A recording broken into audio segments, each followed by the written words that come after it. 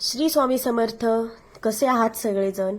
चला तर आज मी गेलेले आहे एका नवीन ठिकाणी की खूप दिवस झाले मला या ठिकाणी जायचं होतं. म्हणजे घराच्या अगदी 10 मिनिटाच्या अंतरावरती आहे, तरी सुद्धा मला म्हणजे जाणं शक्य नव्हतं. पण आज एकांच्या निमित्ताने मी या ठिकाणी गेलेली आहे. तर मी ज्यांच्यासोबत गेली आहे मी त्यांना काही घेतलेलं नाहीये ब्लॉगमध्ये. मी फक्त तुम्हाला एकटीच दिसणार आहे आणि बाकी तिथल्या काही गोष्टी. तर मी गेले होते पुण्यातील आंबेगाव येथील एका भव्य ऐतिहासिक थीम पार्क असं म्हणता येईल, जे की आंबेगावमध्ये साकारले गेले आहे.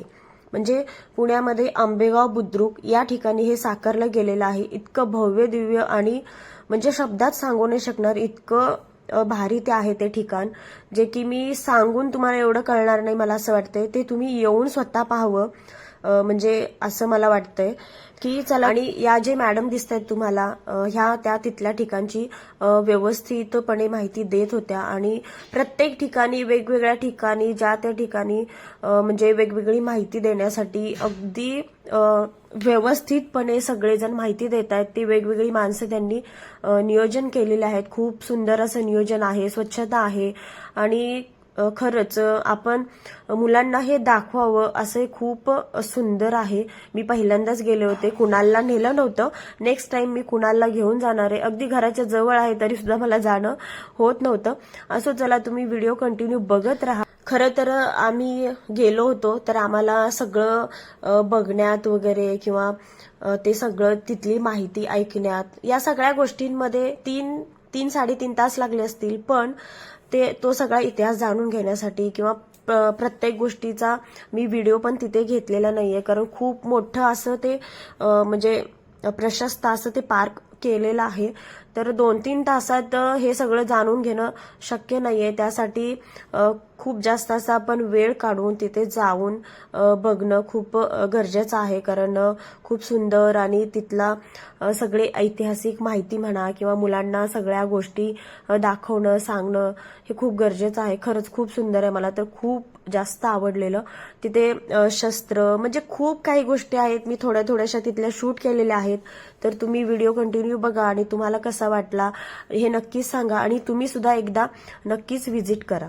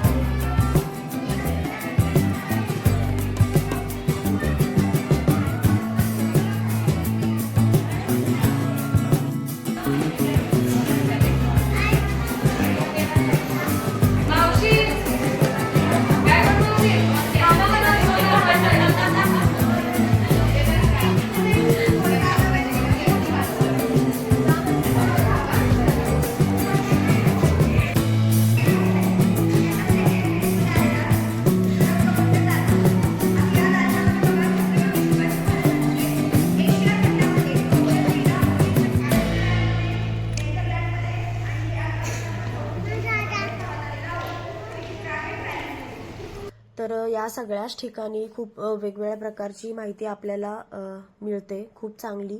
आणि या इथे आधुनिक तंत्रज्ञान आणि 3D शो, आणखीन शिल्पांच्या माध्यमातून श्री छत्रपती शिवाजी महाराजांचा इतिहास मांडला गेलेला आहे. तर खूप सुंदर असा आहे.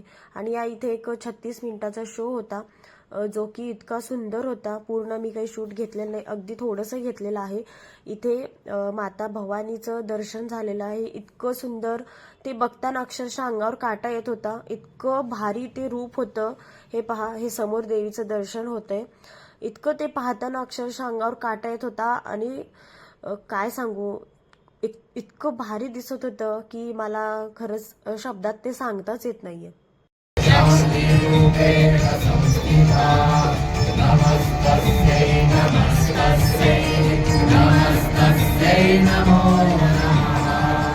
आणि तरी बयेनं दार उघडायला 300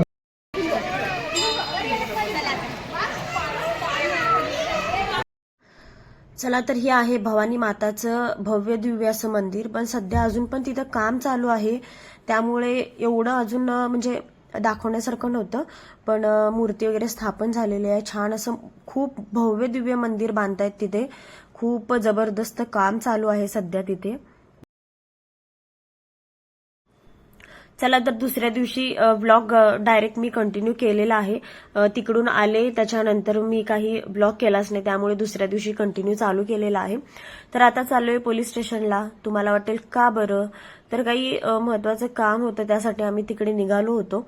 आणि पोलीस स्टेशन म्हटलं की थोडंसं वाटतं की बापरे, म्हणजे काय झालं असेल. तर यांचं काही महत्वाचं तिकडे काम होतं, त्यासाठी आम्ही तिकडे चाललो होतो. पोलीस स्टेशनमध्ये गेलो, तिथे काही काम झालं नाही. त्याच्यानंतर मी येता येता आम्ही सासऱ्यांना भेटलो, पण त्यांना न्यायचं होतं दवाखान्यामध्ये. मग त्यांना दाखवलं, मग तिथे सलाईन वगैरे लावल्या. तिथे खूप जास्त वेळ गेला. त्याच्यानंतर मी गेले कामावर. मग कुणालचे पप्पा त्यांच्याजवळ होते. त्याच्यानंतर म्हणजे बरंच आमचा अख्खा दिवस तो असाच गेला. तर म्हणजे घरामध्ये सध्या खूप सगळ्यांचे दवाखाने चालू आहेत, तर खूप असो. चला, तर ताईंनो, एक पार्सल आलेलं आहे माझं. मी ऑनलाईन साडी मागवले होते, पण कुठून आलंय वगैरे मी हे नंतर सांगणार आहे. आणि मी कुठून मागवलंय तेही मी नंतर सांगेन. मी जिथून साडी घेतली तिथून बऱ्याच जणांनी घेतली असेल आणि तुम्ही त्यांना ओळखत पण असाल, पण मी पहिल्यांदाच मागवली आहे, त्यामुळं मी आणि पार्सल येऊन 1 दिवस झाले, पण मला उघडायचं लक्षातच नाही, कारण रात्री कामं झाल्यानंतर कंटाळा यायचा मला. तर आणि मी विसरले पण होते उघडायचं. कालच आलंय. तर आज फायनली म्हटलं उघडून बघूया की साडी जी मी मागवलेली आहे ती कशी आली आहे काय. तर मी सांगणारच आहे कुठून मागवली. तर चला आधी पार्सल उघडून घेऊया.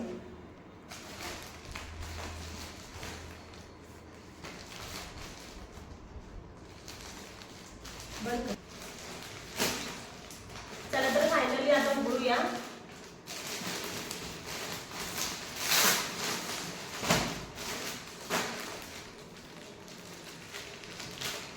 मी पहिल्यांदाच मागवले त्यांच्याकडून. तर बघूया आता कसं पूर्ण येतं ना व्हिडिओमध्ये.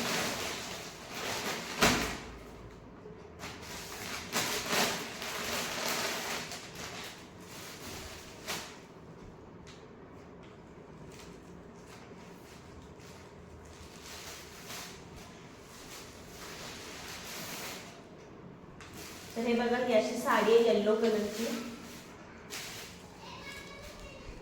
सुंदर आहे.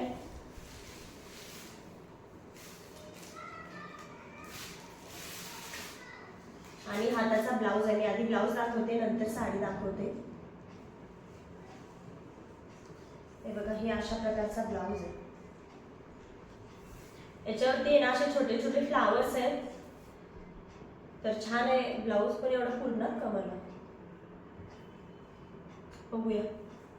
तर आता साडी दाखवते मी.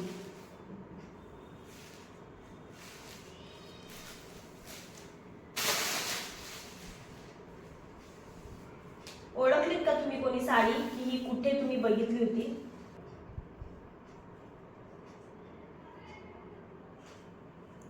उभं राहून दाखवते, ती पूर्ण दिसते का व्हिडिओमध्ये? तर हे बघा, अशा प्रकारची साडी आहे. पदराला अशी सगळी डिझाईन आहे. म्हणजे अशी आहे ही साडी आणि खालच्या बाजूला अशी फुलं आहेत. तर छान आहे साडी. तर अशा पद्धतीची साडी आहे आणि ही साडी मी मागवली आहे सख्या बहिणी फॅशन स्टुडिओ मधून. तर छान आहे साडी, आवडली मला. चला तर ही तयारी चालू आहे एका खास दिवसाची, म्हणजेच महाराजांच्या स्वागताची. चला तर पुढचा ब्लॉग बघायला विसरू नका. तोपर्यंत चॅनलला सबस्क्राईब करून ठेवा आणि व्हिडिओला लाईक करा, शेअर करा आणि आठवणीने चॅनलला सबस्क्राईब मात्र नक्की करा. चला भेटूया पुढच्या ब्लॉगमध्ये. तोपर्यंत सगळ्यांना बाय.